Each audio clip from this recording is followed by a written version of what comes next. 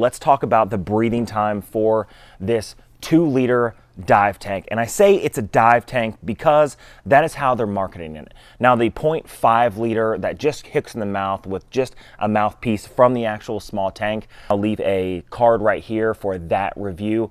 Honestly, that isn't even enough to get you maybe 3 minutes of air at the pool. That is like something, hey, I want to go down, I just want to take a couple breaths. Honestly, that is not really, it's called a spare air everywhere else, and that's not even enough to really give a diver enough to get to the surface. That's an absolute emergency just.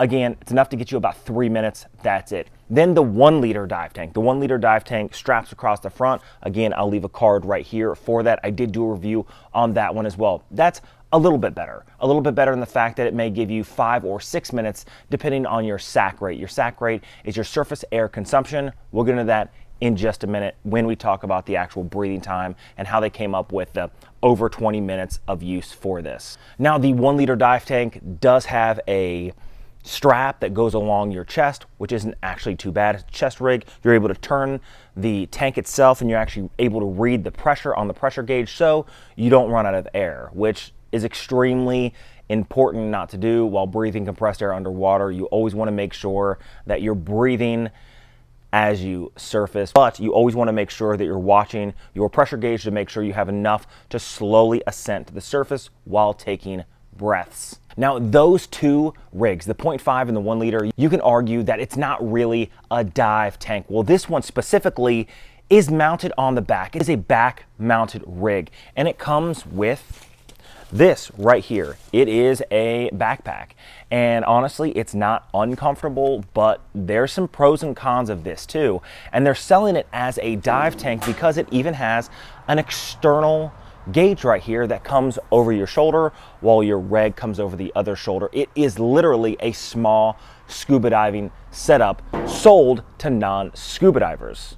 Now, a lot of you in the comments are going to be screaming, not really a big deal. The other ones are going to be screaming, this is a huge deal. Honestly, I think it's a little bit of both. It's a huge deal, but it's not really that big a deal if you follow a few safety tips. Let's talk about the diving time first. Now, they say that this can last 20 to 25 minutes. Now, let's talk about your sac rate, your surface air consumption rate. Now, that is the amount of air that you're breathing per minute while on the surface before you go underwater. Now, a lot of things changes, a lot of variables change when you go under the water, to include increased heart rate, increased breathing, right? You get this little bit of panic if you're not comfortable in the water. Even if you are comfortable in the water, you're still gonna be breathing a little heavier, a little deeper, just because you're in a extreme environment. So the brand new diver, someone who isn't really experienced, maybe has a few dives underneath their belt, are going to be breathing about 25 to 27 liters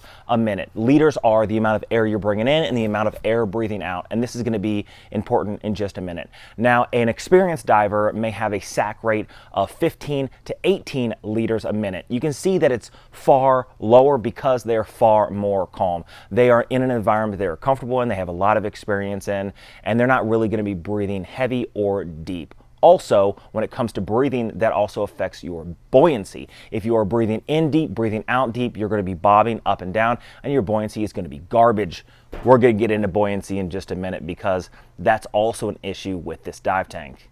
Now, the way they have calculated how this will last about 20 to 25 minutes under the water is by breaths. They say a single breath is 0.5 liters on average. So if you do the math, it normally takes, if you want to calculate 15 liters per minute for a very comfortable diver, that would be about 30 breaths under the water. They say you can get about 540 breaths out of this. So let's just do some quick calculation.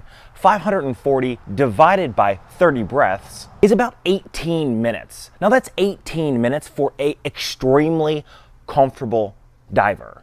Now let's talk about a new diver, the sac rate for a new diver or someone who would buy this rig, right? We're talking 25 to 27 liters a minute.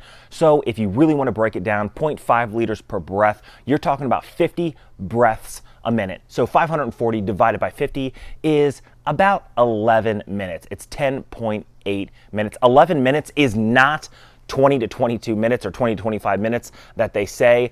I just want you guys to understand that when you are laying your money down on a rig this expensive. You think that you're gonna be getting 20 minutes, but really you're probably getting half of that because the person who's buying this is gonna be mostly inexperienced. Now 10 minutes, 11 minutes, even 15 minutes underwater is quite a long time, right? It's a lot that you can do, a lot of things that you can see. It's not nearly the 22 to 25 minutes that they say, and it's not nearly an hour that I would get out of my normal BCD or BC, which is a buoyancy compensator or a buoyancy compensator device, right? It's not nearly as much time as I'd get in actual scuba gear. However, 15 minutes is nothing to really laugh about. You can do a lot within 15 minutes, but is it worth the price point of spending a bunch of money? Now we're talking about all this sac rate being on the surface. We're not even talking about going underneath the water. Now a lot of people don't understand that the moment you go underwater and you are under any type of pressure while breathing compressed gas, this is where you can have an overexpansion of the lungs and really do some serious damage. We're not even talking about narcosis or a nitrogen buildup or the bends. We're not talking about any of that. We're just talking about lung overexpansion at this point. When you're breathing compressed air under the water, under pressure, you're actually taking in more of the air, and if you're not breathing as you're coming up, a lot of times this compressed air in your lungs can overexpand your lungs and you can really get injured. That being said, breathing under pressure, this tank is not gonna, the further and further you go down under the water, we're not talking 5 feet under the water or 10 feet under the water,